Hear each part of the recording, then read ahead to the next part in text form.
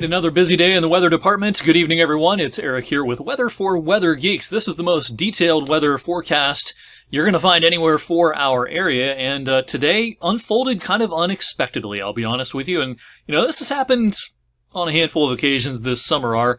We've been flying blind a little bit at times this summer with our high-res modeling, one of the key tools in our forecasting tool belt, really doing a pretty bad job kind of honing in on some of these features that have caused the heavy rain events at times this summer. And today was one of those days, you know, a fairly routine-looking day became a much bigger deal during the afternoon with some very slow-moving storms that brought a whole lot of rain to some communities. Let's start out with some statistics. We're going to throw a lot of statistics your way this evening.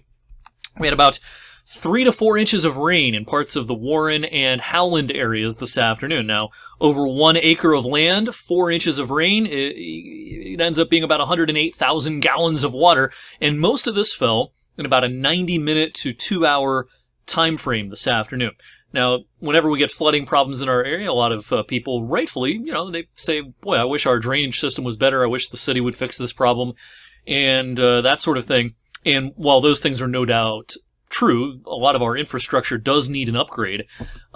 When you have these kinds of rainfall rates, even really well-maintained and new drainage systems are going to have a hard time keeping up with rainfall rates like that. And I've been beating this drum a lot this summer. We're going to talk about climate change again this evening. I just put a video online last week dealing with this subject, the subject of more precipitation, heavier rain events, more frequent heavy rain events. Can we say that today's heavy rain was because of climate change? No, we can't make that claim. But what we can say is the changing climate, the warming climate, makes days like today more likely. Fairly routine days turning into big deal kind of days. That becomes more and more of an issue as you get a warmer climate, an atmosphere that holds more water vapor.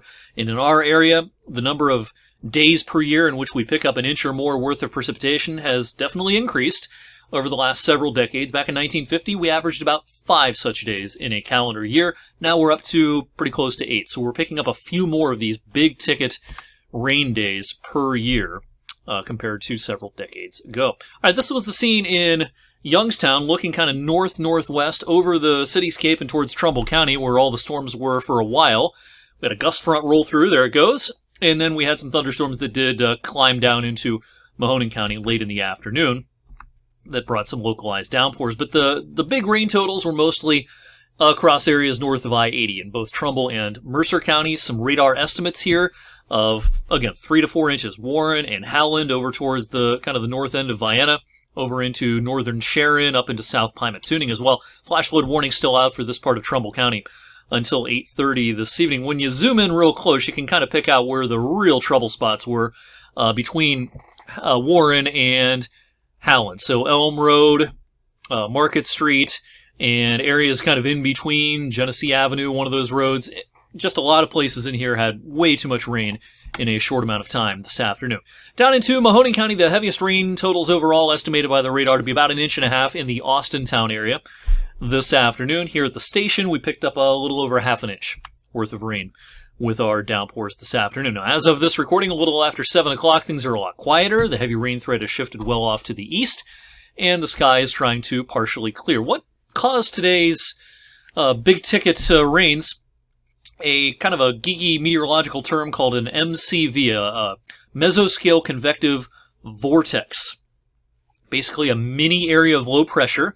This was responsible for a pretty stormy evening and overnight last night across Chicago and parts of Indiana, Michigan as well. This thing weakened some as it got into Ohio this morning. We missed out on a lot of shower and thunderstorm activity in our area this morning, and then things kind of regenerated as the atmosphere became a lot more unstable this afternoon. And as a result, we had a pretty good looking line of showers and storms that moved through. We have plenty of moisture available, that is for sure. When you look at the atmospheric moisture today, another phrase for this, or another term for this, is precipitable water. How much water is in the atmosphere from the ground up in a column? If you could drive a straight line up through the atmosphere above our heads, how much precipitation, or how much water, I should say, is there overhead? It's kind of like, think of a sponge. Think of a big sponge over our heads, and if someone squeezed that sponge, how much water would come out? And some of the highest precipitable water values in the eastern U.S. we're over northern Ohio and western PA for a lot of the afternoon today. That's kind of those orangish tan colors. Very, very moisture-laden atmosphere. Yesterday we had those deep blue skies. And while it was muggy down here where we live, upstairs, the atmosphere was pretty dry. But the atmospheric column moistened up quite a bit today compared to yesterday. At the airport today, as of the climate report at about 5:15 this afternoon, we had 0.92 in the rain gauge. That brings our monthly total to 7.93 inches, 5 inches and change above average, and with that, it now becomes the wettest August on record for our area, and we still have 6 days to go in the month. It's conceivable we'll be up over 9 inches before the month is through, but right now, first place at 7.93, besting 1956. And, you know, if we get another, half an inch to an inch or even more worth of rain between now and the end of the month, there's going to be a huge gap between this August and second place, 1956 at 7.86.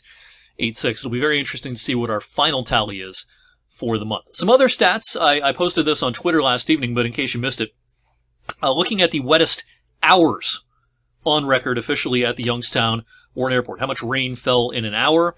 Number one on the list, 2.84 back on June 17th, 2004. Last week's rain event that gave the airport a whole lot of rain, that occurred last Thursday on the 19th with 2.36 in 1 hour. During the 3 o'clock hour. That's good for fourth place. Earlier this summer, the third wettest hour on record at the airport, with 2.47 in the 7 o'clock hour on June the 29th. Look how many recent years. 2004. This year, twice. 2002. 2013. On down the list. 2015's at the bottom of this list. So many recent years on this list. We've had a lot more of these very heavy rain events in recent years, and it really shows up when you look at the most rain per hour on record for our area. We'll have to watch for some fog late tonight, especially in areas that had some heavy rain today as the sky tries to clear. Whatever fog is out there is fading away quickly, and we're left with a good deal of sun for tomorrow. Now, we're not going to do this again tomorrow. I said yesterday that precip chances were pretty low today, but I am pretty confident that the features that were in place today won't be in place tomorrow. That MCV, that mesoscale convective vortex, will be well off to our south and east.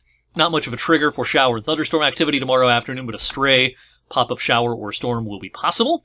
The atmosphere becomes a little more unstable on Friday, and I think while it's not going to rain everywhere Friday, I think there's a better chance of a few hit-or-miss showers and storms Friday afternoon as compared to tomorrow. Hopefully we'll get all these out of the way in time for football Friday evening, and then more of the same over the weekend. A very stagnant air mass as we head into the weekend with kind of the same old story. Mostly dry mornings and spotty showers and storms with localized downpours in the afternoon. Look at these dew points staying way up there through not only Monday, but perhaps even Tuesday now as well. This front that's going to just meander through at some point Monday into Monday night might stall nearby now on Tuesday. And the reason for that is we've got some intrigue in the tropics. There probably will be at least a tropical storm, maybe even a hurricane, coming northward through the Gulf late this weekend and early next week. The models are honing in on this. The details yet to be determined, how strong this thing's going to be and the exact track and that sort of thing.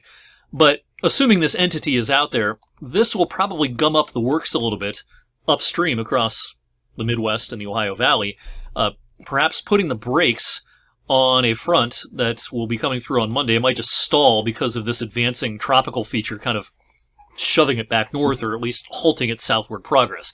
That idea would keep us in the pretty soupy air into at least Tuesday, maybe even into Tuesday night and Wednesday. But this tropical system likely is going to get a name and could even be a hurricane at some point when it impacts the U.S.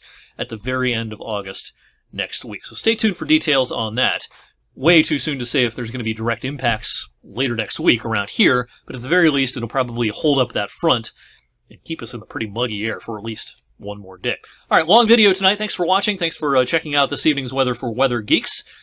Good luck for tomorrow. I hope if you have outdoor plans tomorrow, they go a little bit better than today. I do think that tomorrow will be a drier day. If you're up late tonight, check out the updated forecast on 21 News at 11, and I'll see you back here on Thursday.